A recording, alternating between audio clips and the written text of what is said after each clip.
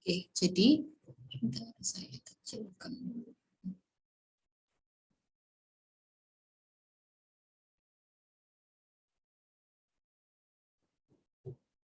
Ya, saya ulangi ya. Jadi kalau kita kemarin melihat materi yang sudah kita bahas, sudah teman-teman harusnya sudah khatam sampai bikin ada PBL-nya juga ya tentang ABC, itu adalah activity based costing. Costing based activity ya, atau costing berdasarkan aktivitas gitu ya. Jadi kita menghitung berapa sih ya cost produksi sebuah produk berdasarkan aktivitas yang diserapnya atau yang dilaluinya gitu, karena konsepnya adalah ketika sebuah produk itu diproduksi ya pasti dia akan melewati proses-proses ya, proses-proses itu dikelompokkan dari aktivitasnya ya, aktivitasnya apa saja. Nah, dalam setiap aktivitas yang dilewati oleh produk tadi ya, calon produk, karena pastikan untuk menjadi sebuah produk dia dari bahan baku dulu ya, raw material itu dia pasti akan menyerap yang namanya resource ya, atau sumber daya. Nah, di setiap aktivitas karena aktivitasnya juga berbeda, pasti resource-nya yang digunakan juga berbeda ya. Di setiap ada penggunaan resource pasti ada muncul yang namanya cost gitu ya. Kalau misalnya resource-nya adalah menggunakan tepung, menggunakan air, menggunakan listrik, itu listrik ada cost-nya ya, beli tepung ada cost-nya. Jadi ketika aktivitasnya itu adalah membuat adonan gitu ya, misalnya produknya adalah produk donat gitu ya, membuat adonan, di situ ada tepung, ada gula, ada air ya, ada listrik untuk menggerakkan mesinnya gitu ya, misalnya pakai mesin yang mengaduk gitu ya, mengaduk adonannya itu ya pakai mesin. Nah, itu pasti ada cost-nya yang muncul dari penggunaan resource tadi atau sumber daya tadi. Nah, sekarang di sini ada yang baru ya, namanya activity based management ya, manajemen berdasarkan aktivitas. Nah, kalau ABC berarti terkait dengan penghitungan cost produk. Kalau ini berarti berkaitan dengan manajemennya, gitu ya, pengelolaan di dalam perusahaan itu sendiri berdasarkan aktivitas. Lagi-lagi sekarang kita ngomongin semuanya based on activity. Itu kenapa? Karena ya tadi kita melihat bahwa dalam sebuah perusahaan itu banyak sekali aktivitas gitu ya yang dilakukan gitu ya, proses-proses gitu, banyak aktivitas yang dilakukan, maka kita juga harus pay attention ke si aktivitas yang ada di perusahaan ini gitu ya. Jadi kita melihat bahwa aktivitas itu sesuatu hal yang sangat krusial gitu ya, dia sangat menentukan juga gitu ya, apakah dalam setiap aktivitasnya itu memang benar-benar dibutuhkan oleh perusahaan gitu ya, atau apakah sudah berjalan efisien gitu ya, atau memang tadi ya, adakah aktivitas yang justru malah tidak bernilai tambah gitu ya, atau aktivitasnya tuh malah sebenarnya dia nggak terlalu ngaruh banget gitu ya ke prosesnya perusahaan atau ke proses bisnisnya perusahaan gitu. Jadi sekarang konsepnya bukan hanya fokus ke penghitungan cost produk saja gitu, tapi lebih luas lagi gitu ya. Jadi kita melihat bahwa sebuah aktivitas yang ada di perusahaan itu bukan hanya menentukan cost produk saja gitu ya, penghitungan cost produk, tapi lebih luas lagi gitu ya. Karena di dalam sebuah perusahaan itu kan aktivitasnya bermacam-macam, aktivitasnya banyak, aktivitasnya kompleks gitu, sehingga perusahaan itu harus fokus ya bagaimana mengelola si activity ini ya, activities ini gitu ya di dalam perusahaan, apakah tadi ya aktivitasnya sudah dilakukan dengan baik ya, apakah ada aktivitas yang bernilai tambah atau ada aktivitas yang justru malah dia sebenarnya itu nggak perlu dilakuin gitu ya, kalau misalnya kita sudah melakukan sesuai dengan prosedur ya, berjalan dengan baik gitu ya, maka aktivitas-aktivitas tertentu itu justru malah sebenarnya nggak perlu dilakukan, bahkan mungkin bisa yang istilahnya dieliminasi gitu ya. Ada aktivitas-aktivitas tertentu yang mungkin bisa dieliminasi karena setelah dilakukan evaluasi, setelah dilakukan analisis, ternyata aktivitas ini tidak bernilai tambah gitu ya. Bernilai tambah kemana? Ya ke pelanggan. Terus fokusnya apa? Ke profitnya perusahaan gitu. Karena perusahaan itu kan tujuan utamanya pasti profit ya. Kalau ini kan kita ngomongin, kalau kita kemarin kita ngomongin masalah cost of product, itu kan berarti dia memang perusahaannya memang perusahaan yang mengejar profit gitu ya, bukan kayak misalnya apa namanya perusahaan-perusahaan bukan yang ini ya, bukan yang tidak targetnya bukan profit gitu ya, tapi ini memang perusahaan yang dia jualan ada target profitnya gitu, pasti otomatis menghitung cost of product itu juga jadi perhatian khusus gitu ya. Kemudian tadi profitnya perusahaan apakah tahun ini meningkat ya, tahun depan bisa meningkat gitu ya, itu juga jadi target utamanya perusahaan. Sehingga salah satu cara gitu ya untuk melihat bahwa perusahaan itu apakah dapat meningkatkan profitnya itu tadi salah satunya adalah dalam pengelolaan activity yang ada di perusahaan gitu. Ya. Contohnya apa? Misalkan kalau ada aktivitas ini sekilas saja ya gambaran. Mungkin teman-teman yang udah sempat baca dan sempat ngeringkas tahu ya arah pembicaraan saya kemana tentang aktivitas yang bernilai tambah dan tidak bernilai tambah ya, value add dan non value add activity gitu ya.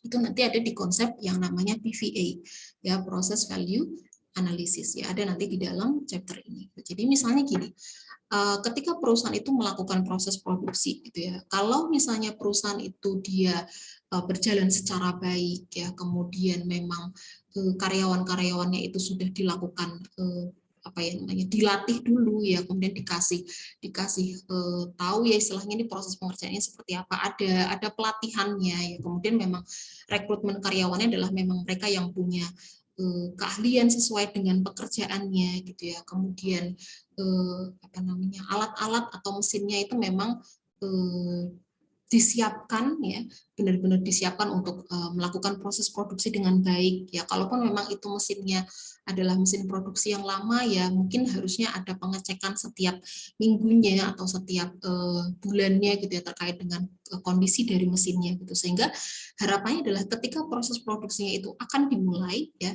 itu bisa berjalan dengan baik ya, sesuai dengan rencana, tidak ada menghasilkan yang namanya ini apa namanya defective products ya, atau tadi spoilage tadi ya, misalnya produk cacat ya, produk gagal gitu ya, misalnya karena disebabkan hal-hal yang bersifat tadi, misalnya ada mesin produksi yang rusak karena misalkan tidak ada pengecekan ya rutin gitu ya terhadap mesinnya, atau misalnya ada karyawan yang lalai karena human error gitu ya, misalnya dia ditempatkan di lini tersebut, lini produksi tersebut, tapi dia nggak dikasih tahu ya cara ngerjainnya seperti apa, misalkan seperti itu. Nah itu kan berarti ada hal-hal yang terjadi di luar rencana, tapi disebabkan karena tadi ya apa namanya tidak ada perencanaan yang baik dari perusahaan terkait dengan proses produksinya gitu.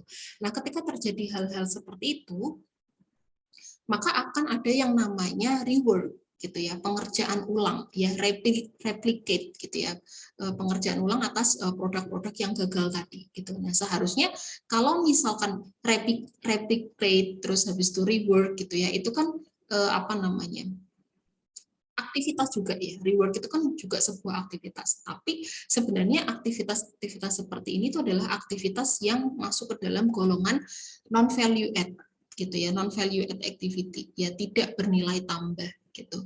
Jadi kenapa tidak bernilai tambah ya, walaupun dia apa namanya membantu gitu ya, mengerjakan ulang produknya, memperbaiki produknya, tapi sebenarnya ketika hal ini dilakukan itu sebenarnya malah menambah cost gitu ya. Coba kalau kita flashback ya, kalau kita merencanakan proses produksinya dengan baik ya, maka rework ini ya, aktivitas rework ini maka seharusnya nggak ada gitu ya. Maka seharusnya ketika perusahaan itu melakukan analisis, aktivitas-aktivitas yang tergolong sebagai non value add activity ya, aktivitas yang tidak bernilai tambah, itu harusnya dieliminasi gitu ya. Mungkin di awalnya nggak langsung dieliminasi gitu ya, ada yang namanya reduction gitu ya, pengurangan dulu gitu ya. Kalau misalnya dari pengurangan kok kayaknya masih apa ya, tidak terlalu signifikan ininya gitu ya, masih nggak efektif, maka perlu ada yang namanya elimination tadi gitu ya, ada eliminasi gitu ya, atau ada aktivitas-aktivitas yang perlu dihilangkan. Jadi konsepnya gitu. Jadi kenapa perlu ada pengelolaan terhadap aktivitas di perusahaan? Karena betul-betul fokus utamanya hampir semua perusahaan itu adalah profit gitu ya. Nah, bagaimana cara meningkatkan profit ya? Maka perusahaan harus fokus pada faktor-faktor yang menunjang profit itu gitu ya. Apa tadi ya, proses bisnisnya. Nah, proses bisnis itu kan sumbernya itu kan dari aktivitas-aktivitas yang ada di perusahaan gitu ya. Maka kita harus fokus ke activity-nya ya, pengelolaan ya untuk aktivitas yang ada di perusahaan. Singkatnya seperti itu. Ya, gambarannya nanti ada cara pengukurannya ya, kemudian ada responsibility accounting ya, tapi gambaran singkatnya adalah kenapa ada manajemen ya berdasarkan aktivitas adalah karena perusahaan itu bukan hanya fokus pada bagaimana mengelola ya cost of product gitu ya, karena kalau dari kita ABC kan kita bisa tahu ya, misalnya ada faktor-faktor yang belum masuk ke penghitungan cost product gitu ya dari aktivitasnya gitu ya. Kalau ini lebih luas lagi konsepnya gitu ya. Kita mengelola keseluruhan perusahaan yang targetnya adalah lebih besar, yaitu bukan lagi nentuin cost product aja, tapi profitnya perusahaan. Oke, kita masuk ke studi objektifnya gitu ya. Ini saya selalu coba sampaikan ini supaya teman-teman tahu gambaran singkatnya gitu ya. Oke. Pertama adalah describe how activity-based management and activity-based costing differ, gitu ya. Jadi kita menggambarkan bagaimana sih sebuah ABC dan ABM itu berbeda, ya. Berbeda, tapi ini ada hubungannya, ya, ada kaitannya. Jadi ABC itu adalah bagian dari ABM. Ya. Jadi kalau kita mau mengelola aktivitas dalam perusahaan, salah satunya itu kita bisa menggunakan informasi yang ada di ABC. Ya, kenapa? Salah satunya adalah kan tujuan utamanya tadi profit gitu ya. Nah, berarti dalam profit itu kan kita mengelola aktivitas di perusahaan. Ya, salah satunya adalah penghitungan cost produksi gitu ya. Ketika kita mengetahui ya bahwa dalam sebuah produksi produk ya itu ada aktivitas-aktivitas yang muncul di situ ya, maka kita bisa melihat ya kira-kira sumber daya apa saja yang muncul gitu ya dari pelaksanaan aktivitas itu ya. Maka kita bisa melihat apakah tadi misalnya ada aktivitas yang kita menggunakan sumber daya yang berlebih misalkan ya untuk penggunaan untuk melaksanakan aktivitasnya tadi gitu ya. Gimana caranya supaya lebih efisien, tapi tanpa mengurangi kualitas produknya, gitu ya. Kita bisa melihat di situ. Jadi itu juga bagian ya. Jadi ABC itu adalah salah satu sumber informasinya dalam proses untuk implementasi ABM. Kemudian yang kedua adalah mendefinisikan PVA ya, proses value analysis. Kemudian menggambarkan ya activity based financial performance measurement gitu ya. Jadi ketika kita nanti mengelola ya dalam proses pengelolaan aktivitas itu kan kita akan melihat tadi ya ada sampai kita mengelompokkan ya aktivitas-aktivitas yang bernilai tambah, yang tidak bernilai tambah gitu. Nah, itu nanti fokusnya juga sampai ke departemen-departemen yang ada di perusahaan gitu ya. Kemudian nanti kita akan melihat apakah sebuah departemen itu ya departemen-departemen tertentu yang di perusahaan itu sudah bekerja secara efisien gitu ya. Nanti kalau misalnya dia bekerjanya bagus ya, kinerjanya bagus di departemen tersebut, nanti akan ada reward gitu ya. Kalau misalnya kebetulan kinerjanya belum efisien, maka gimana improvementnya gitu ya. Maka di sini ada yang namanya performance measurement ya, pengukuran kinerja dari aktivitas tadi. Kemudian yang keempat adalah mendiskusikan implementasi dari ABM-nya tadi ya. Jadi ABM itu juga sama ya kayak ABC. Dia adalah sebuah sistem. Maka yang namanya sebuah sistem itu harus didesain gitu ya. Nggak bisa tiba-tiba bukan aplikasi gitu ya. Bukan aplikasi, bukan apa ya, bukan website gitu ya kalau teman-teman mungkin ini. Nah, jadi ini adalah sebuah sistem yang ada di perusahaan. Maka ketika itu adalah sistem, itu harus didesain. Ya, dulu waktu belajar ABC itu juga kita harus mendesain implementasinya ABC. Gimana caranya? Bikin activity dictionary, gitu ya, bikin activity list, ya drivernya apa, gitu ya, sampai kita bikin ada berapa 6 step ya.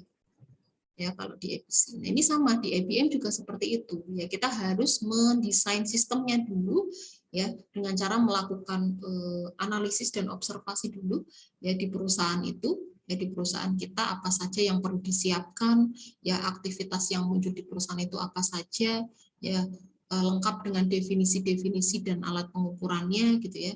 Nah, nanti kalau sudah istilahnya poin-poinnya tadi sudah disiapkan, maka kita baru bisa membentuk yang namanya tadi, ya, mengimplementasikan yang namanya ABM tadi. Kemudian yang kelima adalah menjelaskan bagaimana ABM itu is a form, ya, adalah bentuk dari responsibility accounting and tell how it differs from financial based responsibility accounting. Nah, kalau dari pembagian kontrak perkuliahan itu sebenarnya yang minggu pertama ABM itu cuma sampai sini. Poin ketiga, study objektif yang ketiga. Sedangkan yang implementasi sampai yang responsibility itu minggu berikutnya. Nanti kita lihat ya bisa sampai pembahasan yang mana. Oke, nah sekarang kita masuk ke sini ya, pengertian dari ABM itu sendiri. Ya, hubungan antara ABC dan ABM. Ya, ABM itu adalah sebuah sistem wide, ya, sebuah sistem yang secara luas ya diimplementasikan di perusahaan. Jadi sistemnya itu lebih luas daripada ABC gitu ya. Kalau ABC fokusnya hanya sistem ya yang diimplementasikan untuk penghitungan cost product gitu ya. Jadi kita mengimplementasikan ABC itu fokusnya goals-nya itu hanya untuk bisa menghitung costing ya, costing produk. Ya, sedangkan kalau ABM ya itu adalah sistem yang diimplementasikan di perusahaan untuk pengelolaan keseluruhan proses bisnisnya. Ya, tujuannya apa? Ya tadi untuk profitability, ya, meningkatkan profit. Ya, sama customer value. Gitu. Karena kan untuk bisa kita meningkatkan profit itu kita harus fokus ke pelanggan gitu ya. Apa yang jadi value-nya pelanggan itu apa? Gitu ya. Apa yang perlu ditingkatkan dari value-nya pelanggan? Ya, value pelanggan itu maksudnya gini, pelanggan itu kan butuhnya apa gitu ya, dari kita itu pelanggan butuhnya apa, sehingga ketika kita mengetahui kebutuhan pelanggan ya maka kita akan menetapkan nilai-nilai yang dibuat untuk pelanggan gitu ya. Kalau pelanggannya puas gitu ya, pelanggannya istilahnya terpenuhi ya kebutuhannya, maka profit kita juga akan meningkat gitu ya. Dan dia juga adalah integrated approach ya, sebuah pendekatan yang terintegrasi gitu ya, saling berhubungan. Kemudian fokus management attention on activity with the objective of improving ya. Jadi fokusnya manajemen itu adalah pada aktivitas ya. Jadi dalam ABM itu fokus utamanya itu adalah aktivitas. Tujuan dari fokus ke aktivitas ini untuk apa ya? Untuk meningkatkan customer value sama profit. Ya, profit yang dicapai dengan tadi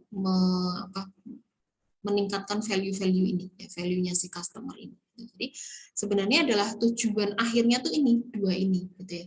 Tujuan akhirnya profit, ya, tapi profitnya itu dicapai dengan tadi kita fokus ke customer value, gitu kan. Nah, gimana cara mencapai ini? Kita fokus ke aktivitas yang ada di perusahaan. Jadi kalau kita bisa fokus pada pengelolaan si aktivitas yang ada di perusahaan ini, maka kita bisa mencapai customer value-nya bisa tercapai, profitnya juga bisa tercapai targetnya. Ya. Kemudian nah ABC ini hubungannya apa dengan ABM? Dia adalah major source of information gitu ya. Jadi sumber utama informasi dari ABM salah satunya gitu ya. Jadi kita bisa pengelolaan aktivitas di perusahaan itu fokus. Salah satunya adalah dengan menggunakan informasi aktivitas dalam penghitungan cost product tadi. Sekarang kita lihat di sini,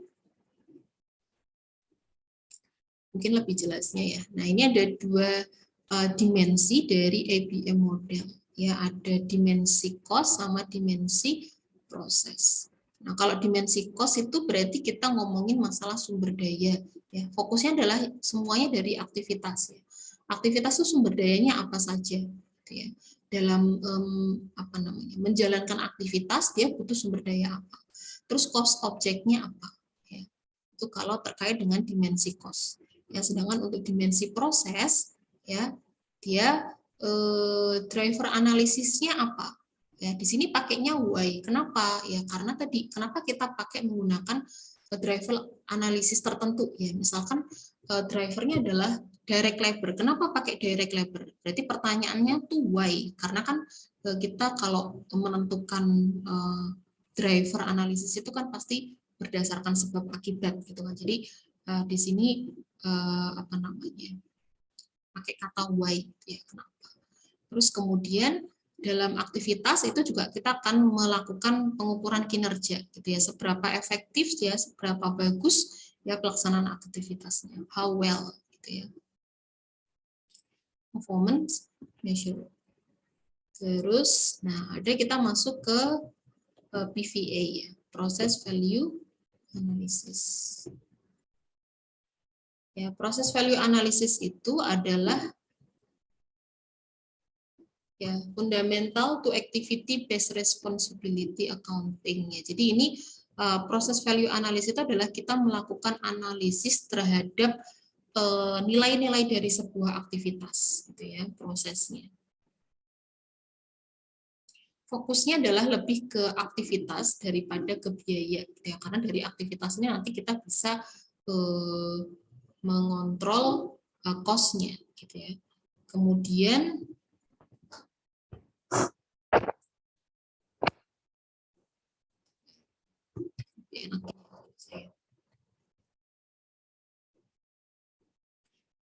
menekankan ya maximization ya dari sistem wide performance ya daripada individual. Oke, jadi kalau untuk yang PVA ini dia fokusnya adalah pada kinerja secara keseluruhan ya. Jadi kinerja sistem secara luas gitu ya daripada kinerja individu. Gitu. Karena kita ngomongin aktivitas ya, jadi aktivitasnya itu secara apa namanya? Secara luas gitu ya. Jadi departemen gitu ya. Bukan hanya ngomongin kinerja masalah individual karyawannya aja. Kemudian proses value analysis ini itu ya concern kepada drivernya ya, kemudian driver analisis, kemudian activity-nya, terus sama pengukuran kinerjanya ya, performance measurement-nya. Oke, jadi proses value analysis itu fokus ke tiga faktor ini ya, drivernya apa, ya aktivitasnya apa saja, sama pengukuran kinerjanya menggunakan apa. Ya, sekarang ngomongin masalah drivernya ya. Ya, jadi driver analisis itu adalah sebuah proses yang menganalisis atau mengidentifikasi faktor ya yang menyebabkan adanya biaya aktivitas. Ya, jadi ini sudah teman-teman kenal ya di konsep ABC kemarin ya. Misalkan ada aktivitas setup gitu ya, pemasangan. Terus drivernya apa? Number of setup gitu. Jadi yang menyebabkan aktivitas pemasangan itu cost-nya berubah gitu ya, bisa bertambah atau berkurang, itu adalah banyaknya ya jumlah pemasangan, number of setup. Atau biasanya teman-teman yang paling banyak dipakai kan direct labor hours ya, mesin hours itu juga driver. Jadi driver analisis itu adalah proses ya untuk menganalisis atau mengidentifikasi faktor-faktor apa saja ya yang menyebabkan munculnya biaya aktivitas gitu ya. Faktornya apa? Ya disebabkan oleh apa? Kemudian yang kedua adalah tentang activity analysis. Itu adalah proses mengidentifikasi, ya menggambarkan dan mengevaluasi aktivitas yang ada di dalam organisasi. Ini juga sudah pernah teman-teman lakukan di ABC. Tapi kalau di ABC kan dia cakupannya nggak terlalu luas ya. Dia hanya fokus ke aktivitas apa saja yang masuk dalam proses produksi. Jadi kita nggak akan mikirin aktivitas lain yang tidak berkaitan dengan pengerjaan produk gitu ya. Tapi kalau ini lebih luas lagi ya, karena konsepnya tadi ya value, customer value sama profit gitu ya. Jadi kita analisis aktivitasnya itu lebih luas lagi ya. Oke. Nah, dalam proses activity analysis ini yaitu harus menghasilkan 4 outcomes ya. What activities perform gitu ya. Aktivitasnya apa saja yang dilakukan ya. How many people perform the activities, berapa banyak orang yang melakukan aktivitas ini tadi ya. Setelah kita tahu misalnya dalam perusahaan itu aktivitas apa saja yang muncul ya di perusahaan, berarti kita list semua aktivitas yang dilakukan di perusahaan itu ya, dilakukan di perusahaan itu gitu ya. Kemudian kita menentukan juga, mengidentifikasi berapa banyak orang yang melakukan masing-masing aktivitas tadi gitu ya. Dalam satu aktivitas itu dikerjakan berapa orang misalkan. Kemudian time sama resource-nya apa saja yang dibutuhkan dalam melakukan aktivitas tadi gitu ya. Jadi untuk setiap aktivitas tadi butuh waktunya berapa lama sama sumber dayanya apa saja gitu ya.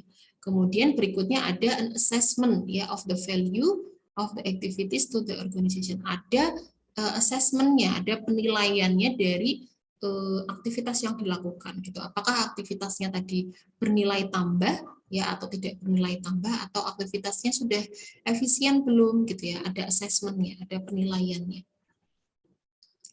Oke, kemudian berikutnya, nah kita masuk ke sini ya, ke value add activities sama non value add activities ya.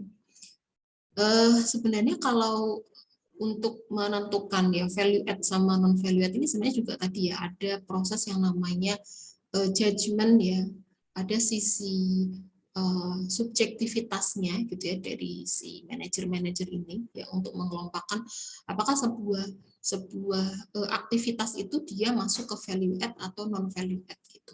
Tapi tetap ada apanya ya namanya istilahnya, ada patokannya gitu ya untuk bisa mengelompokkan aktivitas ini masuk ke yang value add atau yang non value add gitu.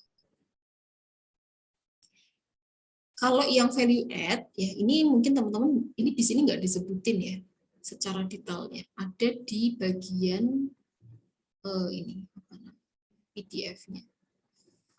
Ini saya pakai yang sudah dicoret-coret semester lalu ya.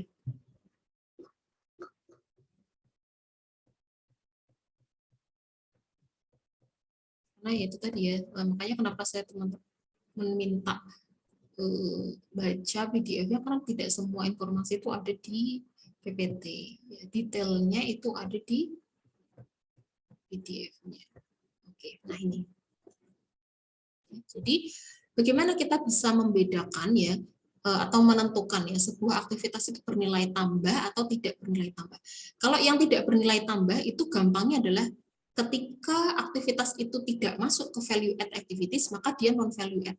Nah, berarti kan konsepnya kita harus tahu dulu ya gimana sebuah aktivitas itu bisa dikategorikan sebagai value add. Ya. Karakteristiknya ada 3. Ya. Yang pertama ini yang saya kasih warna hijau ya. Ini ya, ini juga bisa. Activity-nya ya atau aktivitasnya itu menghasilkan perubahan keadaan. Jadi kalau aktivitasnya itu menghasilkan sebuah perubahan keadaan, yaitu maka dia bisa disebut value add. Ya, tapi tunggu dulu, kita lihat karakteristik yang kedua. Ya. Perubahannya itu, ya perubahan keadaan yang dimaksud di karakteristik yang pertama ini udah kelihatan ya. Itu hanya ya was not achievable, ya itu tidak bisa dicapai oleh aktivitas sebelumnya gitu ya. Preceding itu sebelumnya, before gitu. Jadi perubahan keadaan yang dimaksud di syarat nomor 1 ini ya itu nggak bisa dicapai oleh aktivitas sebelumnya. Artinya dia nggak bisa dicapai kalau bukan menggunakan aktivitas ini tadi ya, aktivitas yang dimaksud di syarat nomor pertama. Ya, selain aktivitas itu ya perubahan keadaan itu nggak bisa tercapai gitu. Jadi hanya bisa dicapai oleh aktivitas tersebut ya. Kemudian the activity ya aktivitas yang dimaksud gitu ya, value add activity-nya tadi ya memungkinkan ya other activity to be performed gitu. Jadi kalau misalnya aktivitas A ya, aktivitas A ini dia menghasilkan perubahan keadaan. Oke, dia memenuhi syarat pertama. Kemudian perubahan keadaan yang dimaksud ya oleh adanya aktivitas A tadi gitu ya, itu tidak bisa terjadi ya oleh aktivitas selain aktivitas A, ya, atau aktivitas sebelum aktivitas A. Gitu ya. Jadi hanya bisa tercapai oleh aktivitas A, ya, perubahan keadaannya. Kemudian syarat yang ketiga, aktivitas A itu memungkinkan aktivitas lain itu bisa dilakukan setelah aktivitas A terjadi.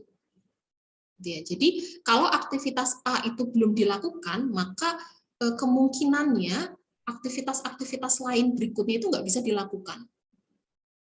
Contohnya apa ya? Misalnya kita melakukan membuat adonan donat, gitu ya. Membuat adonan donat itu kan berarti kita mengubah bahan baku tepung jadi adonan. Oke, syarat pertamanya terpenuhi. Ya. Syarat keduanya, ya, perubahan tadi itu tidak bisa dicapai oleh aktivitas sebelum proses pengadonan donat tadi, gitu ya, pengadonan bahan baku tadi. Gitu ya. Jadi kalau misalnya kita menyiapkan bahan baku itu kan aktivitas juga, itu tidak mengubah tadi ya, tidak bisa menghasilkan adonan, gitu ya, karena yang bisa menghasilkan adonan adalah aktivitas membuat adonan. Kemudian syarat yang ketiga, ya, aktivitas membuat adonan tadi yaitu memungkinkan aktivitas lain setelahnya itu bisa dilakukan. Ya, kalau tidak ada aktivitas membuat adonan, ya, maka kita tidak bisa melakukan pemanggangan, kita tidak bisa melakukan pemberian topping, gitu ya. Gitu. Ya. Jadi intinya sebenarnya kalau value add activity, konsep utamanya itu adalah dia memberikan value ke apa namanya ke customer-nya tadi, gitu ya, aktivitasnya. Tapi secara rinci itu aktivitasnya apa namanya di punya ciri-ciri seperti ini, gitu ya. Selain yang tidak memenuhi ciri-ciri ini, gitu ya, itu masuk ke dalam non value add activity. Nih. Nah, non value add activity itu apa, gitu ya? Yang dia fail, ya, to produce a change in state, gitu ya. Jadi dia gagal untuk menghasilkan perubahan keadaan atau, ya, aktivitas-aktivitas yang merupakan replicate, ya, atau rework, ya. Jadi dia merupakan rework karena pekerjaan yang sebelumnya itu tidak selesai dengan baik, gitu ya. It wasn't done correctly the first time, gitu ya. Jadi misalnya tadi kita melakukan adonannya itu gagal, buat adonannya gagal, maka kita melakukan buat adonan lagi, ya, rework lagi untuk bikin adonan. Ya, ya memang sih itu kita melakukan perubahan, tapi itu adalah sesuatu yang merupakan bentuk pengulangan, gitu ya, karena apa namanya proses pengerjaan yang pertama tidak dilakukan secara baik, gitu ya, tidak dilakukan secara benar, ya, gagal. Jadi itu adalah non value add. Ya, jadi yang pertama kali dilakukan, ya, dan itu memenuhi syarat-syarat 3 ini, itu merupakan value add activity. Itu ya teman-teman. Jadi nanti teman-teman bisa mengira-ngira sebuah aktivitas itu apakah masuk ke value. Nah, berarti kan walaupun itu ada ciri-cirinya, gitu ya, ada faktor-faktor yang bisa jadi patokan, tapi kan tetap kita perlu menganalisis, ya. Ada judgement juga di situ. Oke. Nah, sekarang nih. Nah, ini di sini ada beberapa contoh non value add activities yang umumnya yang muncul dalam proses ya, atau proses bisnisnya perusahaan. Ada scheduling, ya, ada moving, ada waiting, ada inspecting, sama ada storing. Bu, kok scheduling, moving, inspecting, gitu ya, storing, mungkin kayak yang agak kelihatan jelas non value add, mungkin yang ini ya, waiting. Yang lain kok masuk ke non value add, gitu ya. Kenapa? Padahal ini kan penting. Inspecting, kita perlu nggak melakukan inspeksi? Perlu, ya. Kalau nggak ada inspeksi, nanti kalau ada barang yang cacat gimana? Gitu ya. Tapi ketika dalam proses menganalisis apakah sebuah aktivitas itu value add sama non value add, maka kita harus balik, ya, cara berpikirnya. Ya, kita melihat lagi tadi karakteristik, ya, atau 3 faktor tadi, 3 cirinya tadi. Ya, inspecting itu penting, gitu ya. Tapi coba, ya, kalau misalkan dari awal, ya, perusahaan itu sudah mempersiapkan proses produksinya ya atau proses bisnisnya itu dengan baik, tadi termasuk mulai dari mesinnya, human resource-nya gitu ya, terus apa namanya alur bisnisnya gitu ya, maka tidak perlu ada yang namanya proses inspecting ya, kita nggak perlu ngecek satu-satu ya, kita nggak perlu ngecek apa namanya produknya ya, karena tadi sudah dipastikan dari awal itu sudah dipersiapkan dengan baik ya, sesuai dengan standarnya gitu ya. Kemudian moving ya, moving kenapa masuk ke non value add? Moving itu kan berarti menggunakan sumber daya untuk memindahkan ya inventory among departemen. Nah, kenapa ini juga masuk ke non value add ya? Nah, sekarang kita coba balik ya cara berpikirnya.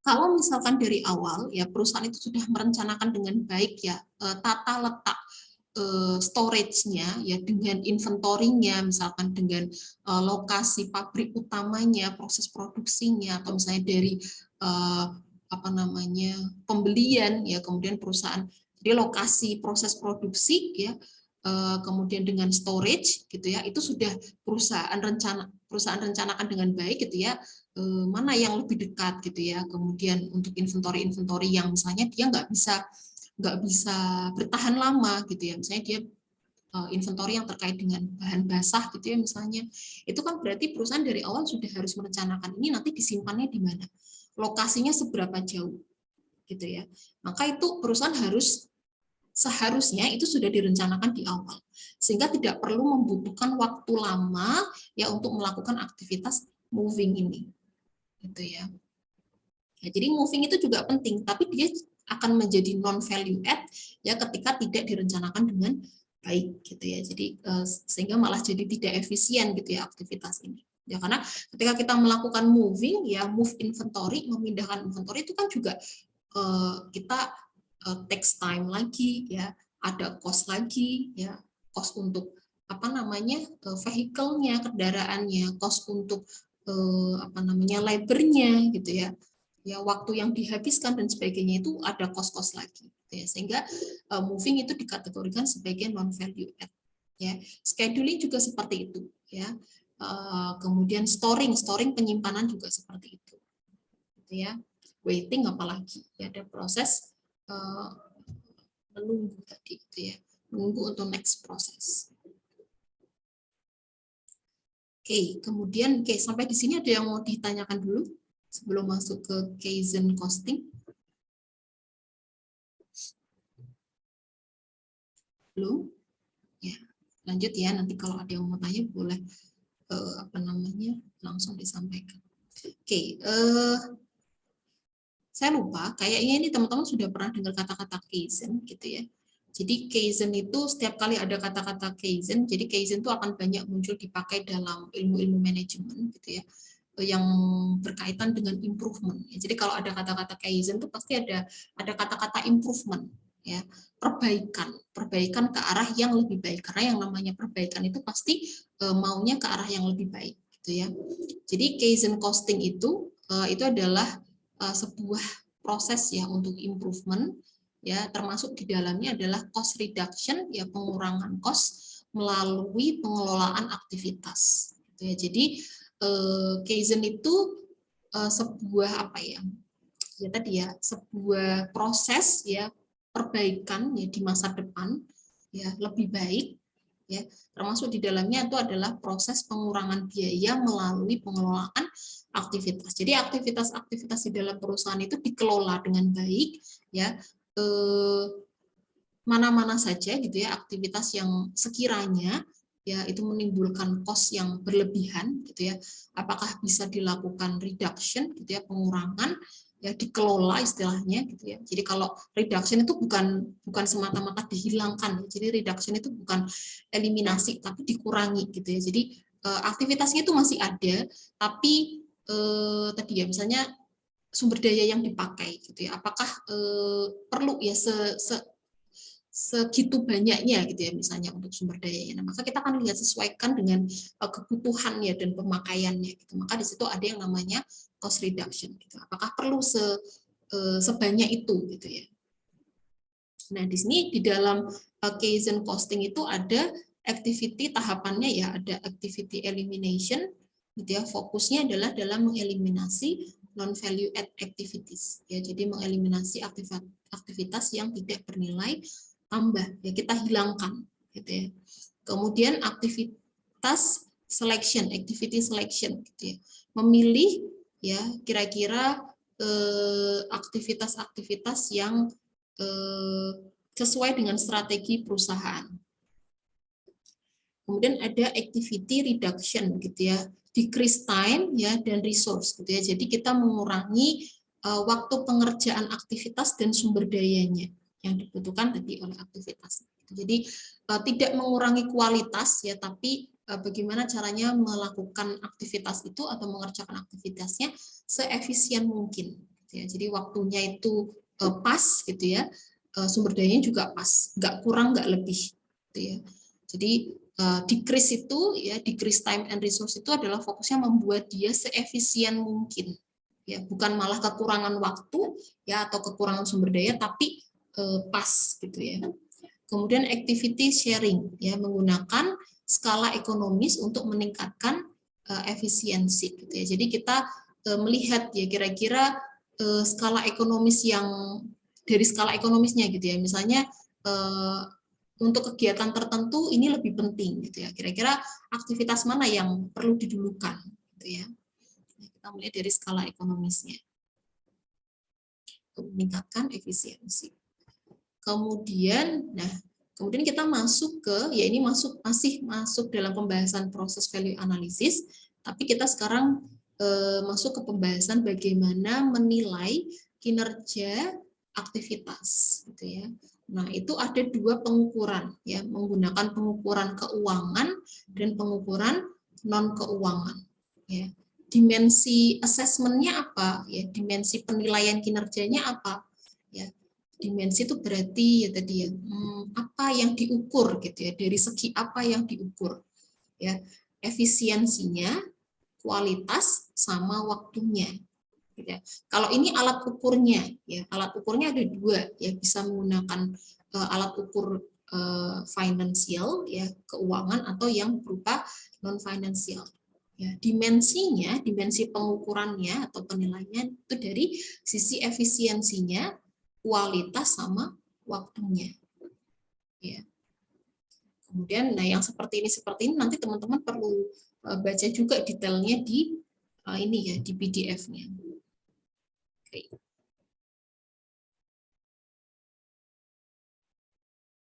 Nah, sekarang kita masuk ke pembahasan tentang pengukuran aktivitas ya, efisiensi aktivitas menggunakan pengukuran keuangan ya. Kita mengukur sebuah aktivitas itu efisien atau tidak menggunakan pengukuran finansial ya. Mengungkapkan current level of efisiensi dan potensialnya untuk peningkatan efisiensi ya. Jadi kita melihat tingkat efisiensi yang ada sekarang sama kemungkinan peningkatan efisiensinya di masa depan ya. Itu tahapan-tahapannya adalah kita melakukan ya value and non value add activity cost ya, kemudian kita melihat tren di activity cost-nya ya, biaya aktivitasnya itu trennya seperti apa. Kemudian kita melakukan setting Kaizen standard ya, tadi improvement tadi. Kemudian membuat benchmarking, gitu ya. Benchmark itu apa ya? Standar lah ya, standar patokan gitu. Kemudian kita juga menyusun activity flexible budgeting, sama kita melihat yang namanya activity capacity management ya. Kita melakukan pengelolaan kapasitas aktivitas gitu. Jadi yang namanya capacity itu berarti adalah kemampuan maksimum sebuah aktivitas dilakukan ya. Berapa banyak dia bisa dilakukan gitu ya, kapasitasnya. Oke.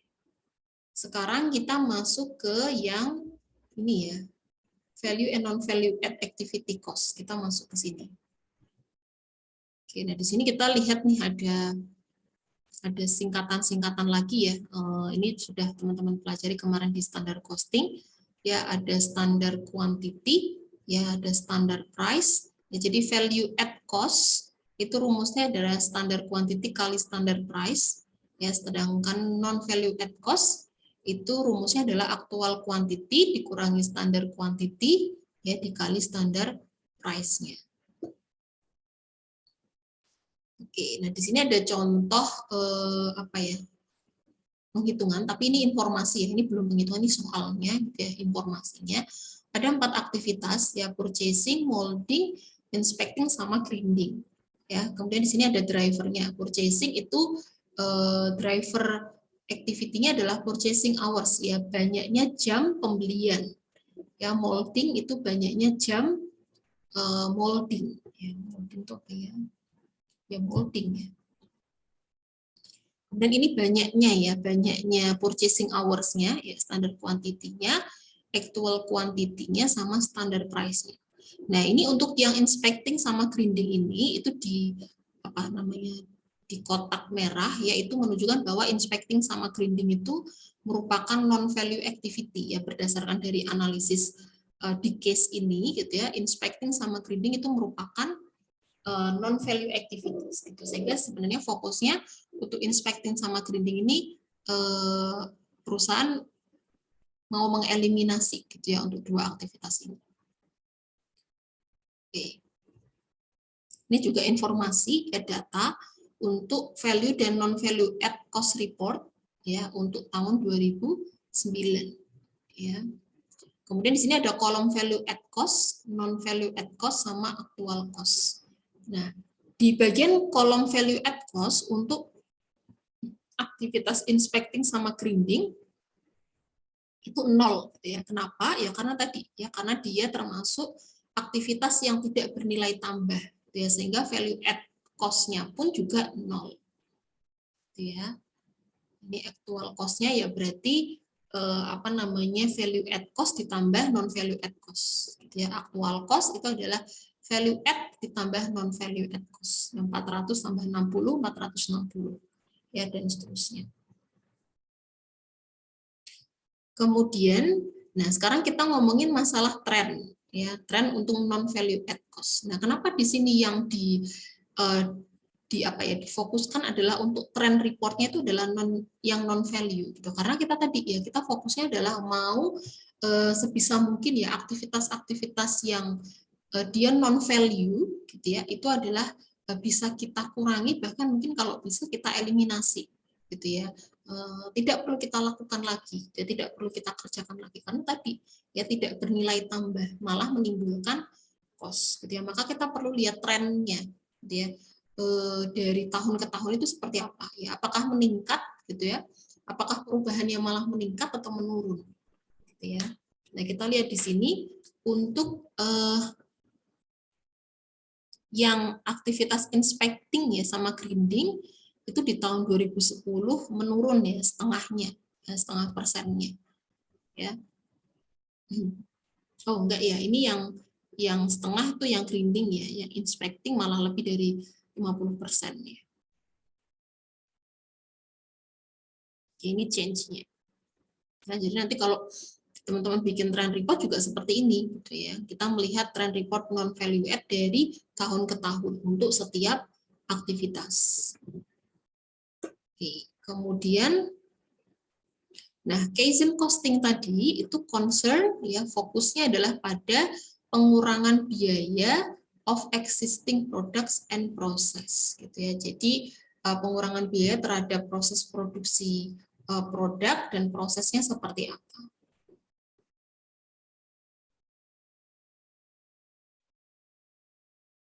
Oke, nah untuk Kaizen costing ini ada siklusnya juga gitu ya. Jadi yang namanya tadi kan saya bilang Kaizen itu kan improvement ya, perbaikan di masa depan menjadi lebih baik. Nah, itu ada siklusnya gitu ya, ada tahapan dan ada siklusnya.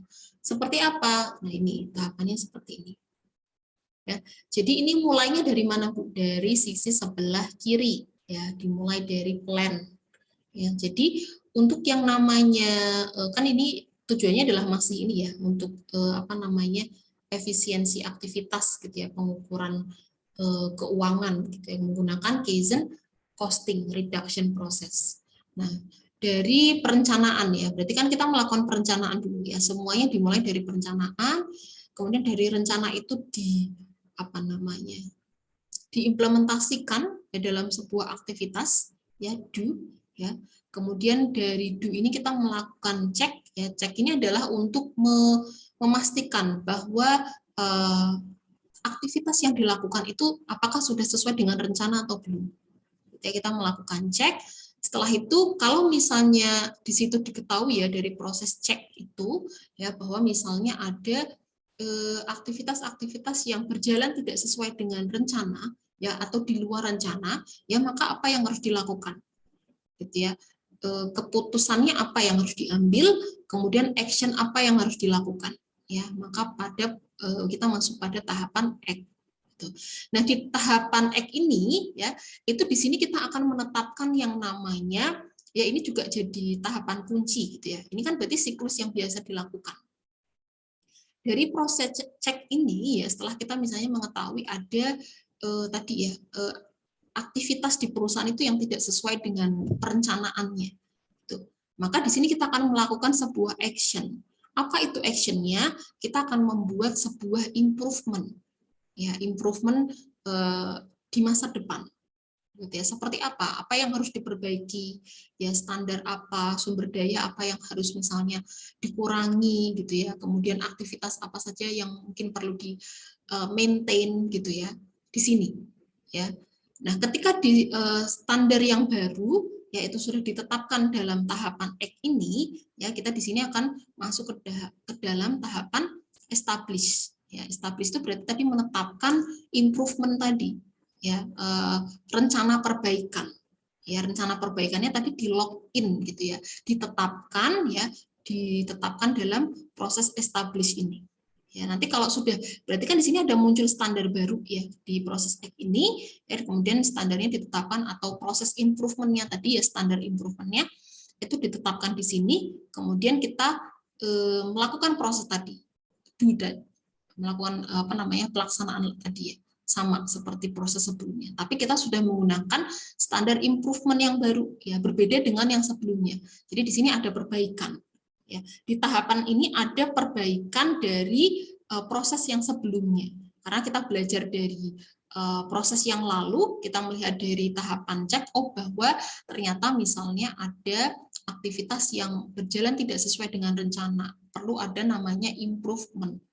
Ya, maka kita buat nih standar improvementnya seperti apa ya, kita tetapkan di sini ya, kemudian kita laksanakan tadi standarnya ya, kita lakukan do, kita kemudian cek lagi, kemudian kita melakukan act lagi. Nanti kalau di sini perlu ada perbaikan lagi ya, meningkat dari perbaikan sebelumnya, maka kita akan tadi establish lagi gitu ya, dan seterusnya seperti itu. Jadi proses-proses yang muncul ya di tahapan berikutnya itu harusnya ya merupakan proses yang lebih baik gitu ya, perencanaannya dari pelaksanaannya ya itu lebih baik daripada sebelumnya. Itu karena perusahaan kan maunya ada improvement terus gitu ya, sehingga customer value-nya juga meningkat ya, profitnya juga bisa lebih tercapai. Oke, sampai di sini ada yang mau tanya dulu sambil saya minum.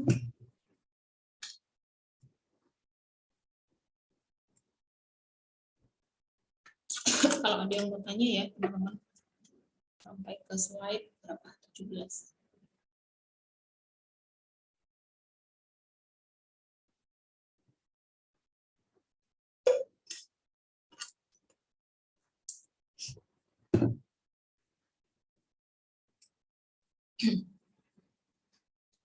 Oke, belum ada. Oke, lanjut ya, kita masuk ke benchmarking ya.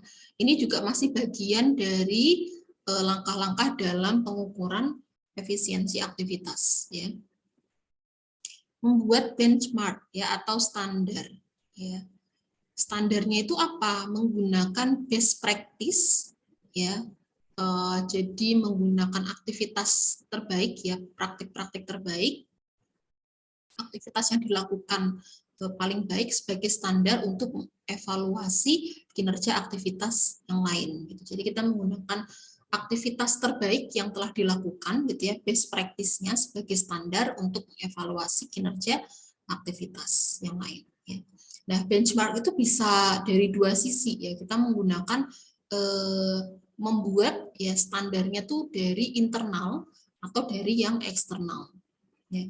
Kalau internal gimana kita membuatnya gitu ya. Jadi kita membandingkan ya, membuat standarnya itu dengan membandingkan kinerja terbaik yang sudah dilakukan di dalam internal perusahaan. Gitu. Jadi misalnya di perusahaan itu ada kinerja terbaik ya dari departemen-departemen gitu ya. Itu yang dijadikan standar gitu ya untuk menilai kinerja yang lain di dalam perusahaan. Sedangkan kalau yang eksternal ya berarti kita membandingkan dengan outside organization gitu ya. Jadi kita melihat membandingkan dengan perusahaan lain yang sejenis misalkan. Ya sama-sama misalnya manufaktur ya kita bandingkan ya kinerja di perusahaan lain itu seperti apa. Ya itu kalau kita pakai standarnya adalah standar eksternal gitu. Jadi bisa dua ini. Jadi kita mau melihatnya yang mana, kita mau pakai yang mana. Oke, kemudian berikutnya adalah kita membuat yang namanya activity flexible budgeting. Gitu ya. Jadi kita membuat sebuah budget yang fleksibel untuk aktivitas. Gitu ya. Jadi kenapa fleksibel? Karena kita sesuaikan. Gitu ya. Kenapa disebut ada kata-kata fleksibel di sini? Karena kita sesuaikan dengan activity output-nya. Gitu ya. Kita mau menghasilkan outputnya itu berapa, maka kita harus menyesuaikan budgetingnya sesuai dengan itu supaya kita bisa siap-siap gitu ya. Siap-siap untuk apa? Untuk sumber dayanya, untuk waktunya, untuk labornya ya, terutama untuk tadi ya pelaksanaan aktivitasnya tadi.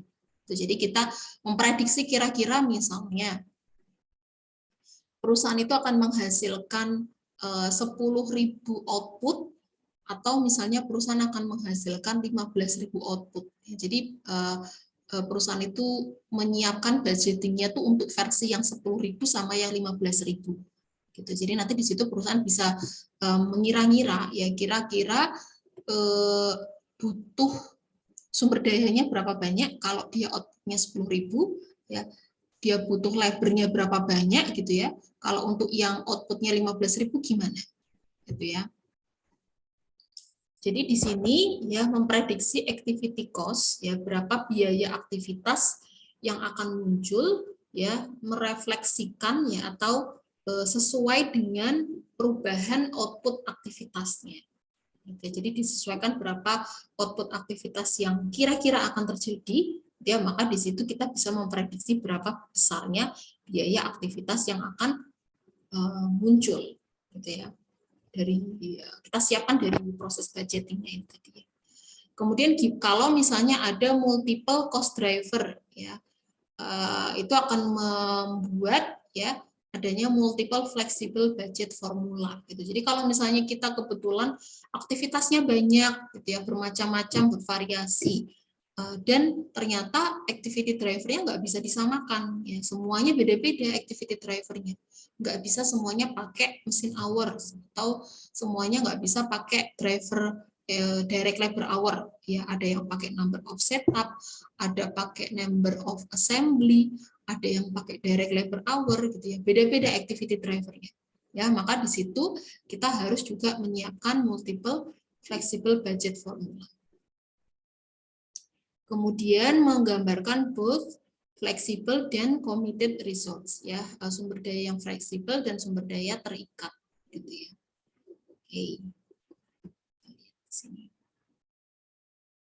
Nah, ini misalnya yang tadi saya bilang. Jadi kalau activity output-nya itu bervariasi gitu ya. Misalkan kita memprediksi direct labor-nya itu akan 10.000 direct labor hours-nya ya. Atau bisa jadi mungkin direct labor-nya 20.000. Jadi kita menyiapkan budget ya budgetnya itu namanya karena kita nyiapinnya enggak hanya untuk satu activity output ya maka namanya adalah flexible budget ya kita menyiapkan budget untuk kemungkinan direct labor hours-nya adalah 10.000 dan 20.000 ya maka di sini kita siapkan budget mulai dari untuk direct material labor ya kemudian untuk overhead-nya gitu ya ada maintenance ya ini overhead-nya berarti sudah di breakdown menjadi aktivitas gitu ya ada maintenance, machining, inspection, setup sama purchasing. Nah, untuk yang direct material sama labor itu sudah pasti dia sifatnya variabel gitu ya. Cost formulanya dia variabel karena kan tergantung dari banyaknya output gitu ya. Banyaknya output itu juga menentukan direct labor hours-nya. Gitu ya. Jadi kalau untuk yang direct materials dia unit satuannya itu cost-nya adalah 10. Ya, kalau direct labor hours-nya banyaknya 10.000, maka cost untuk direct materials-nya adalah 100.000. 10.000 kali 10. Kalau direct labor hours-nya adalah pengerjaannya 20.000, maka cost untuk direct materialnya adalah 20.000 kali 10. Gitu ya. Begitu juga untuk yang direct labor. Nah, sekarang yang di bawahnya mulai dari maintenance sampai purchasing ini adalah bagian dari overhead ya, overhead tapi dia sudah pakai ABC ya, berdasarkan aktivitas. Nah, teman-teman pasti perlu ingat juga bahwa yang namanya overhead itu dia ada dua jenis ya, overhead yang sifatnya variabel dan sifatnya fix gitu ya. Kalau yang fix itu ya tadi yang misalnya berkaitan dengan apa namanya yang tidak apa namanya tidak tergantung oleh banyaknya output gitu ya, maka di situ akan ada overhead yang sifatnya fix. Nah tapi ada juga nih dia yang satu aktivitas itu dia juga bisa ada faktor fixnya, ada juga faktor variabelnya gitu ya. Nah ini untuk yang fix ya itu 20.000, maka ini tidak akan tergantung oleh banyaknya direct labor hours ya atau banyaknya output activity output tadi. Maka untuk maintenance ya cara menghitungnya gimana? Kalau direct labor hours-nya adalah 10.000 ya maka 10.000 dikalikan dengan cost formulanya yang variabel ya 3 berarti 30.000 ditambah dengan nilai overhead fix-nya ya cost fix-nya berarti 30 tambah 20 nilainya adalah 50.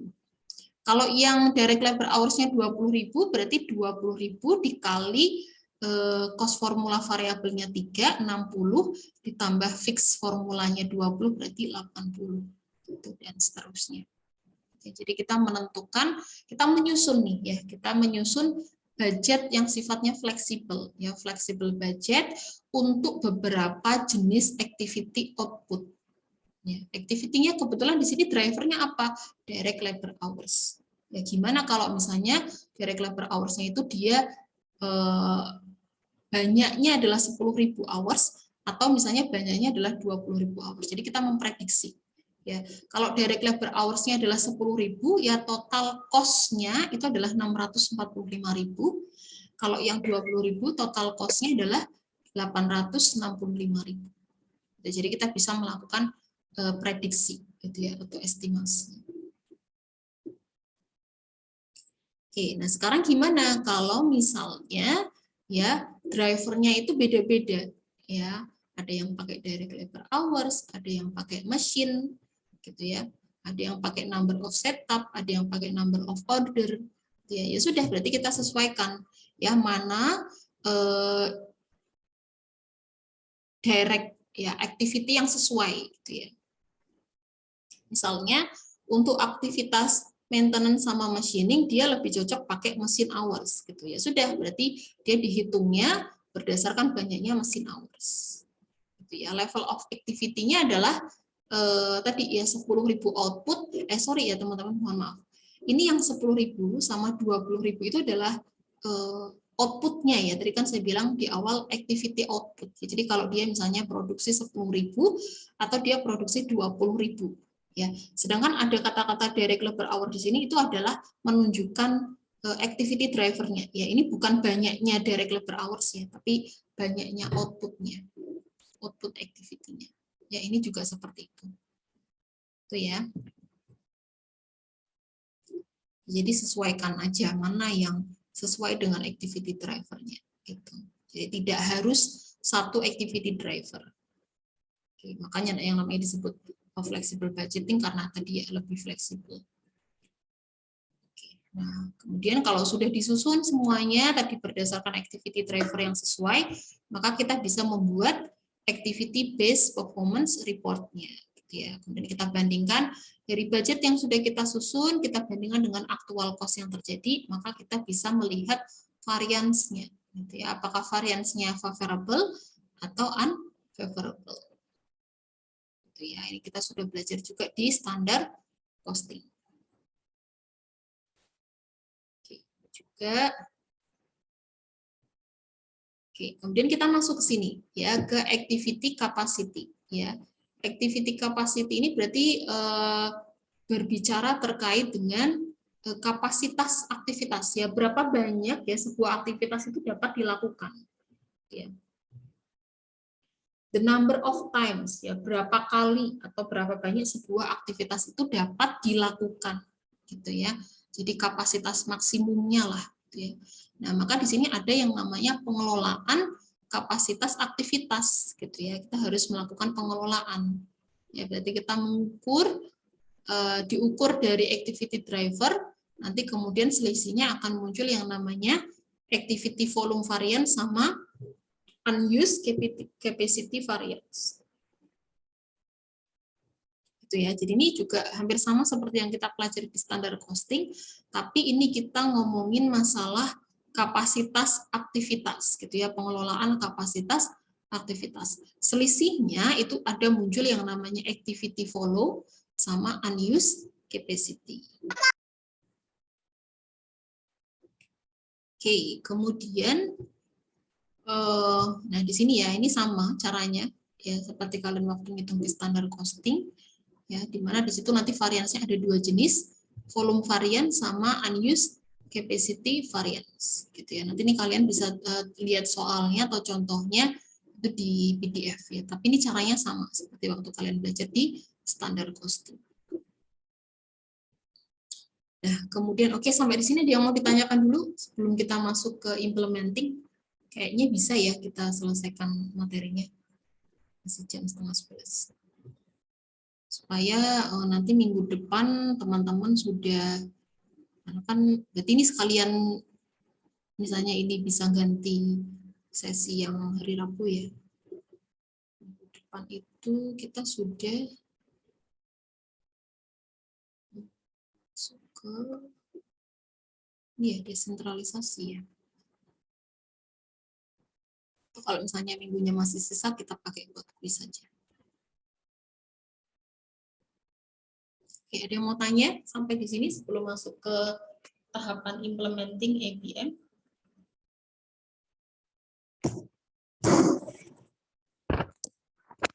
Oke, lanjut ya. Nah, berarti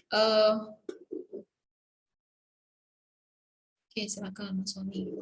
Oke, jadi kita masuk ke bagaimana cara mengimplementasikan ABM gitu ya. Maka sebelum melakukan implementasi maka kan harus ada proses dulu ya. Berarti sebelum kita pakai gitu ya, istilahnya sebelum kita menggunakan sistem ABM ini, maka sistemnya harus didesain dulu gitu ya. Sama ketika kita waktu mau pakai ABC gitu ya, kita harus desain dulu sistemnya. Ya, aktivitasnya diidentifikasi, kita ngitung rate-nya gitu ya, menentukan activity driver-nya gitu ya. Baru kalau sudah siap semua gitu ya, poin-poin yang dibutuhkan ya, langkah-langkah yang dibutuhkan itu, maka kita bisa mengimplementasikan ya, kita bisa pakai sistem tadi ya, ABC-nya tadi. Nah, di ABM juga seperti itu gitu ya, ada sistem planning ya. Jadi ABM modelnya seperti apa yang mau kita kita buat ya. Ini saya pakai yang di ini aja lah ya, supaya tidak terpotong.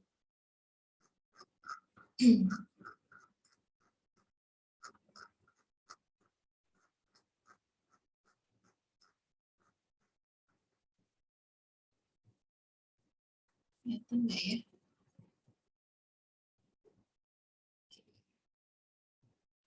Sini ya. Jadi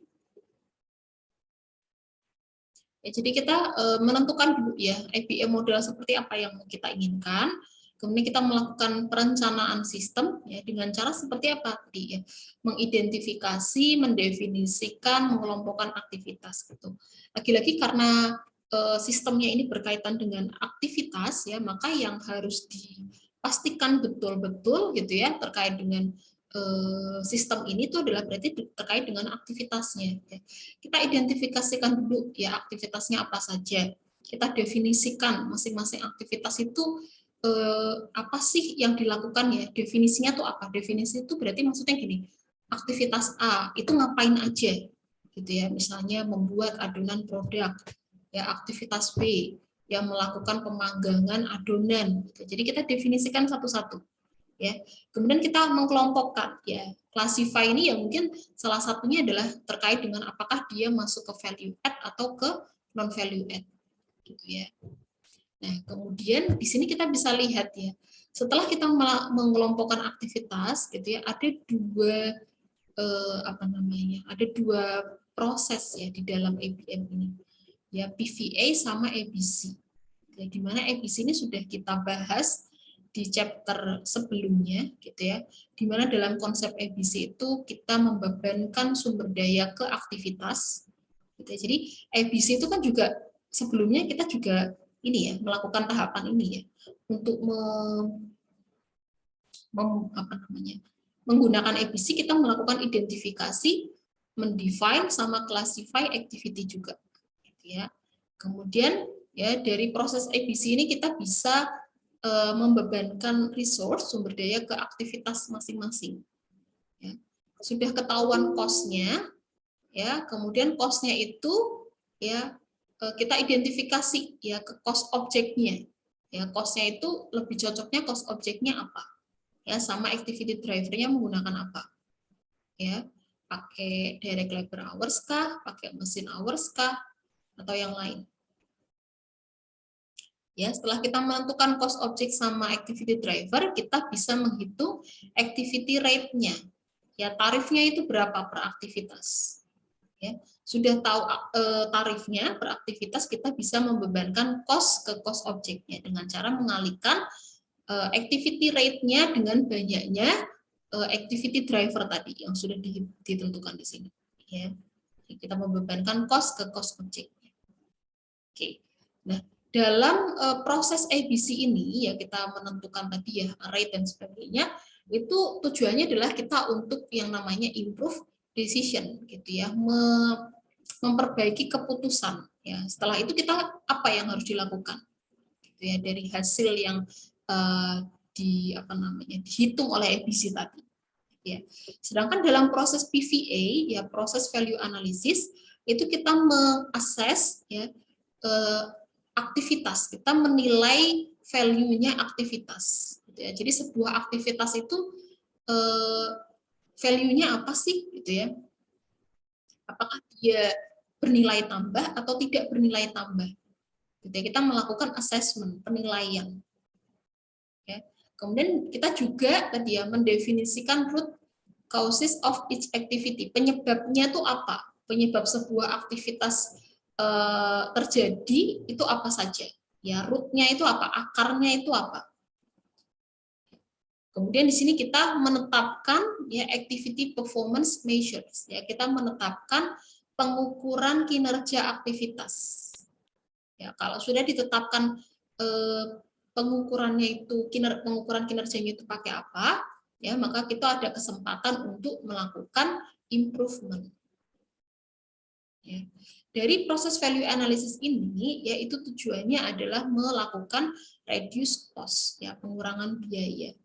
Ya, reduce cost yang dilakukan dalam tahapan proses value analysis, ya, dan adanya keputusan improvement ya dari proses ABC itu sama-sama tujuannya adalah untuk increase profitability, ya meningkatkan profit.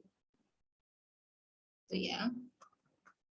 Jadi dalam proses ABM itu kita juga masih menggunakan informasi yang ada di ABC.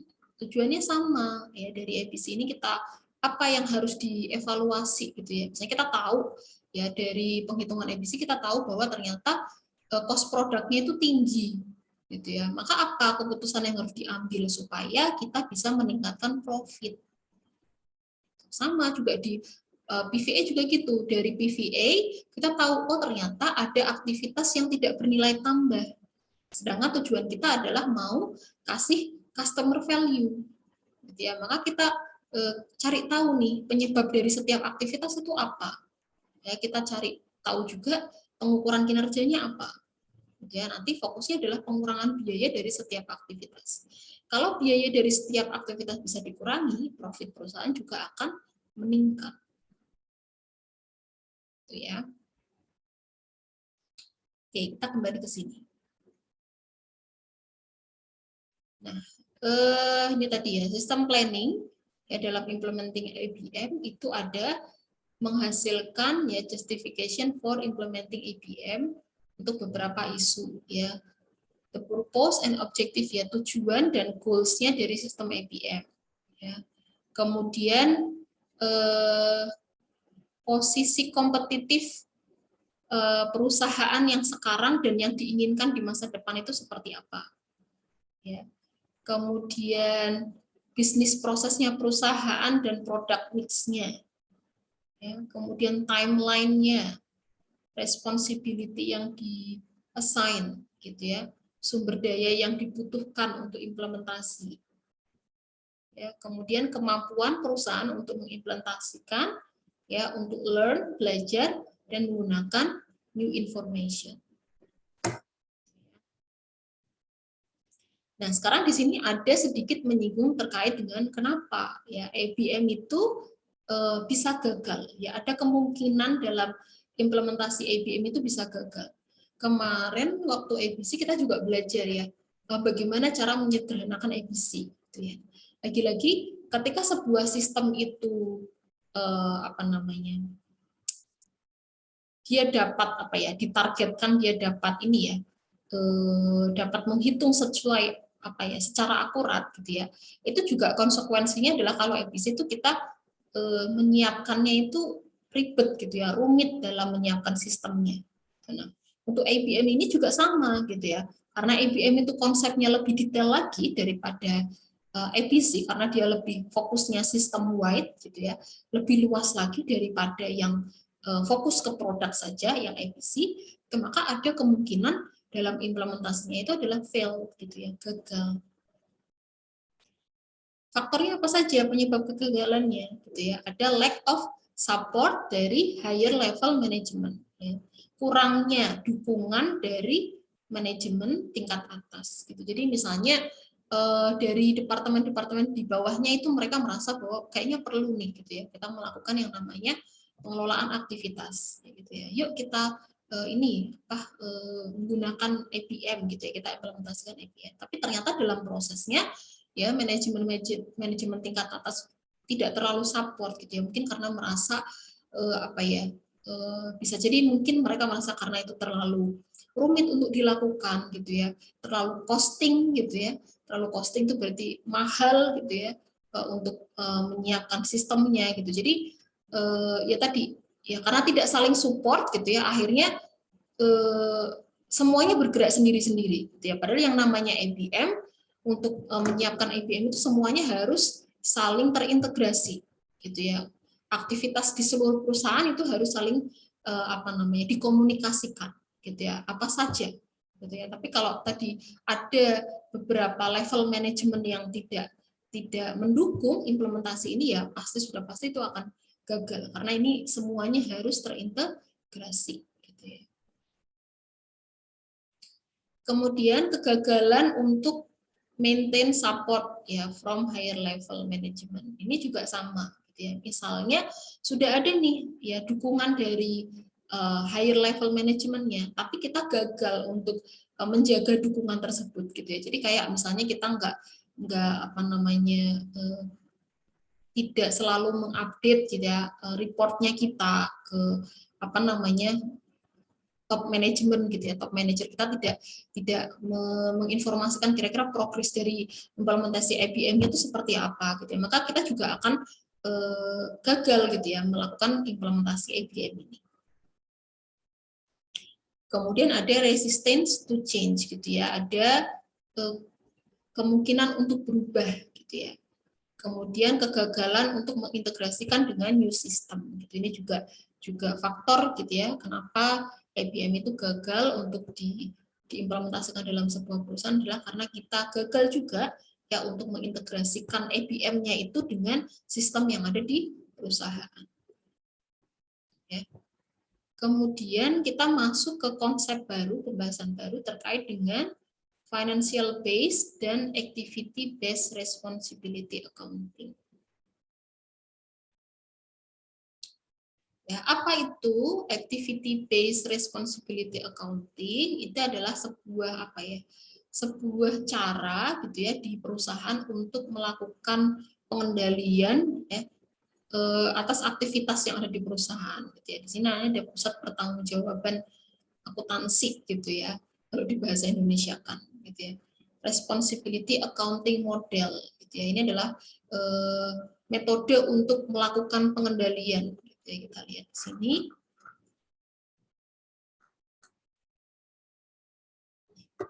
Tool ya. Kita di sini dia disebutnya adalah tool. Ya, sebuah alat ya bagi manajerial untuk melakukan pengendalian gitu ya. Pengendalian. Nah, itu ada 4 elemen gitu ya, ada 4 faktornya. Ya, pertama adalah assigning responsibility, membebankan tanggung jawabnya, ya pusat pertanggungjawabannya.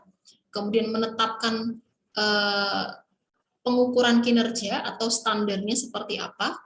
Kemudian melakukan evaluasi kinerja, ya, dan kemudian memberikan reward kalau memang tadi ya kinerjanya bagus. Gitu ya, ini ada yang namanya tadi ini ada faktor-faktor elemen utama gitu ya, unsur-unsur utama dalam responsibility accounting.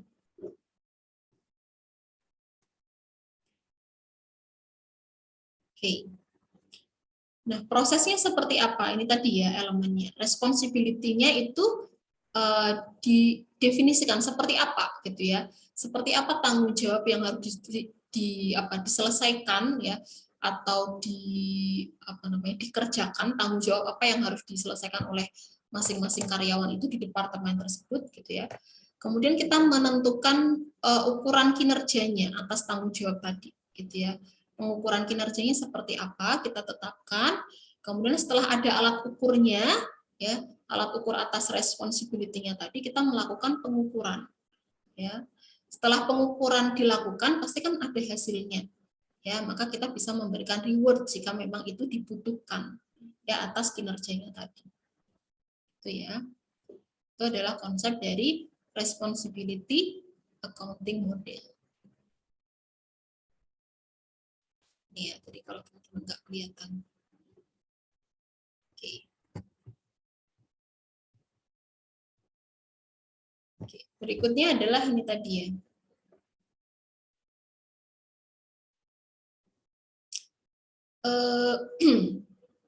Assigning responsibility yang pertama tadi ya, itu berdasarkan financial gitu ya. Fokusnya itu adalah ini ada berdasarkan financial, ada berdasarkan activity ya. Jadi dalam membebankan tanggung jawab ini ada dua sisi gitu ya, based on financial sama based on activity. Kalau yang financial itu faktornya ada fokusnya adalah pada organizational unit dan individual ya. Jadi fokusnya dia ke individual sama unit-unit.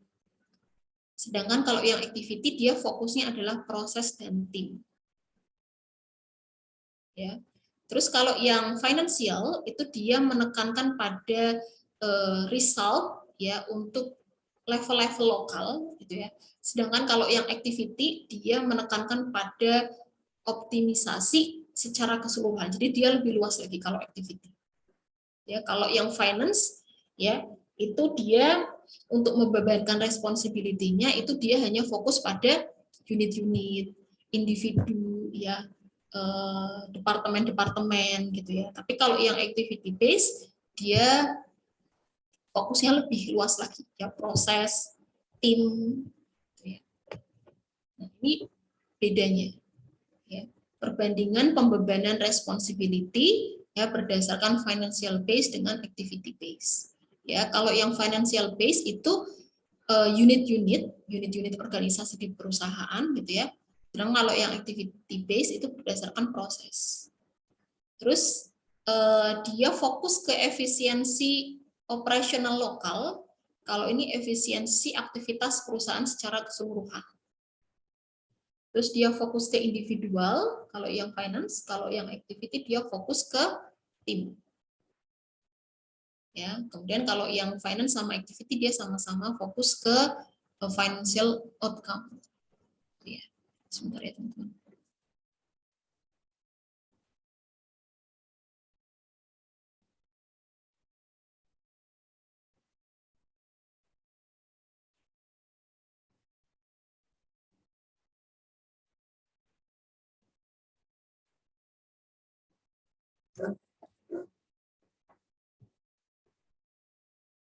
Oke. Nah, tahapan berikutnya adalah tadi ya, setelah kita menetapkan responsibility-nya, tahapan yang kedua adalah kita menetapkan alat ukur kinerjanya. Ya, menetapkan alat ukur kinerjanya juga ada dua pendekatan ya, berdasarkan financial base dan juga activity base. Ya.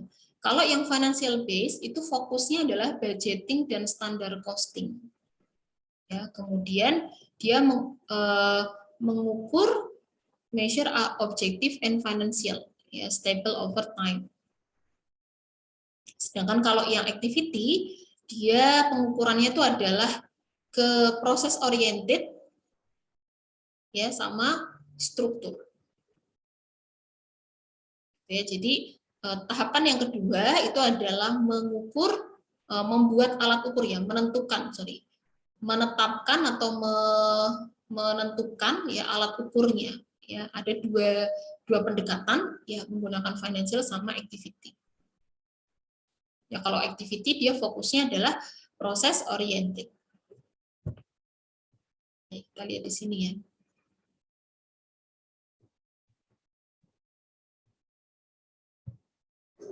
Ya, alat ukur kinerjanya berdasarkan finance sama activity.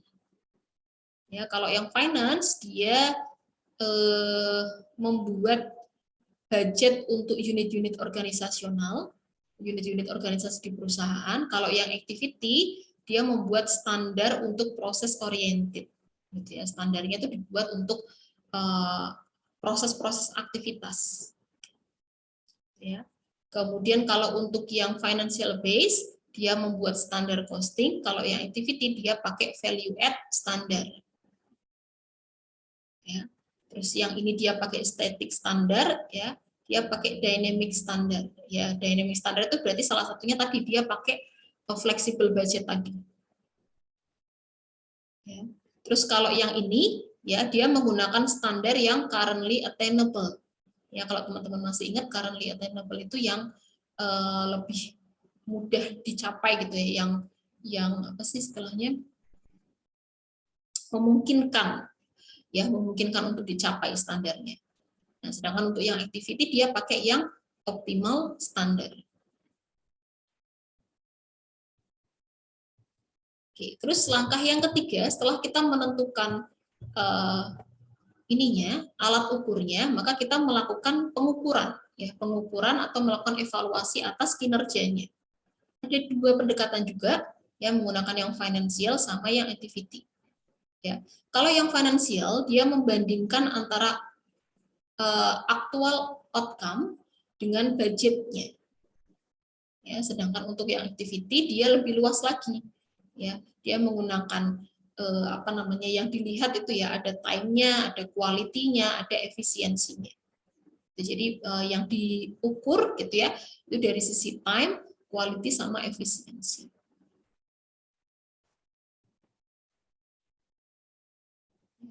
Ini lebih detailnya ya, membandingkan antara yang pendekatan financial, pengukuran evaluasinya berdasarkan financial, sama yang activity.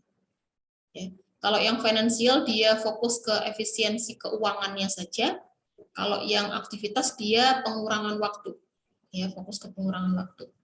Terus kalau yang financial dia fokus ke pengendalian biaya, kalau ini ke improvement kualitas, ya, bagaimana kualitasnya itu bisa jadi lebih baik dan lebih baik, gitu ya, untuk yang activity base. Terus kalau ini membandingkan antara aktual dengan standar, kalau ini fokusnya adalah ke cost reduction, pengurangan biaya.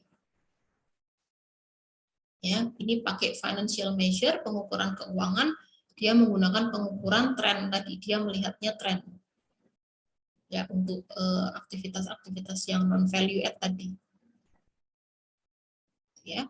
Kemudian terakhir, ya, setelah kita mengukur kinerja, maka kita bisa melakukan yang namanya assigning reward, ya, memberikan reward ya, atau penghargaan.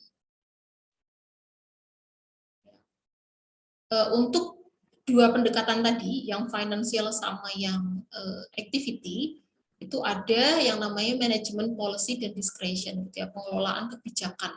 Ya, discretion itu juga kebijakan juga sih. Tapi ini kebijakannya dari dua hal yang berbeda ya. Tapi discretion itu juga kebijakan perusahaan. Ya, jadi untuk kedua sistem tadi, baik yang finansial maupun yang satunya activity ya, activity based, itu dalam proses rewards ini tadi memberikan rewards itu ada pengelolaan untuk kebijakannya seperti apa. Jadi setelah kita melihat kinerjanya, kita mengukur kinerjanya, maka kita bisa melakukan pengelolaan kebijakan apa nih ya yang harus ditetapkan untuk perbaikan tadi. Itu ya. Kemudian untuk yang khusus untuk yang financial base itu ada individual achieve ya. Jadi ada pencapaian masing-masing individu ya, atau dia melakukan ini perbandingan budget standar gitu ya. Jadi dia melakukan pitch ya. Pitch itu ya dia melakukan ini ya, membandingkan compare untuk budget standarnya. Sedangkan untuk yang activity ya dia melakukan multidimensional measurement ya, pengukuran serta secara multidimensi ya, dan melakukan reward, dan ada yang namanya gain sharing group base. Kalau yang financial base dia melakukan profit sharing, dan profit sharing ini lebih ke arah individual. Kita lihat di sini ya. Detailnya gitu ya. Untuk rewards ya, untuk dua pendekatan gitu ya, yang financial base itu dia fokusnya adalah financial performance ya. Kalau yang activity dia multidimensional performance ya. Kalau yang financial base itu fokusnya ke individu ya, reward individu. Kalau activity itu group rewards ya, lebih fokusnya ke tim gitu ya, grup. Kemudian ini sama-sama untuk rewardnya ya, sama-sama kalau di financial sama activity itu bisa bentuknya bisa peningkatan gaji ya, promosi atau bonus. Tapi kalau bonus yang ada di finance itu lebih ke profit sharing ya, ini berarti untuk individu. Kalau yang activity dia ke gain sharing. Ada juga profit sharingnya, tapi dia juga ada gain sharingnya ya. Kalau gain sharing tadi lebih fokus ke tim. Oke, selesai chapter 12 IBM. Alhamdulillah. Selesai ya, tersampaikan materinya untuk yang IBM. Ada yang mau tanya? Jadi memang untuk yang IBM ini tidak terlalu banyak penghitungan seperti kalian ngitung EPC gitu ya, karena memang fokusnya adalah pengelolaan aktivitas sesuai dengan namanya. Ya, kalau yang kemarin waktu costing kan kita fokusnya kan penghitungan cost product ya, tapi kita juga menghitung cost produknya ngelihat aktivitas gitu. Tapi kalau ini benar-benar pengelolaan aktivitas, aktivitasnya yang dikelola ya, tujuannya adalah apa? Customer value sama profitability company. Jadi yang diulik-ulik gitu ya, yang dibahas, yang dianalisis, yang didesain ulang gitu, itu adalah aktivitasnya, activity-nya. Oke, ada pertanyaan? Ada yang mau ditanyakan dulu terkait dengan materi ini? Saya stop record ya.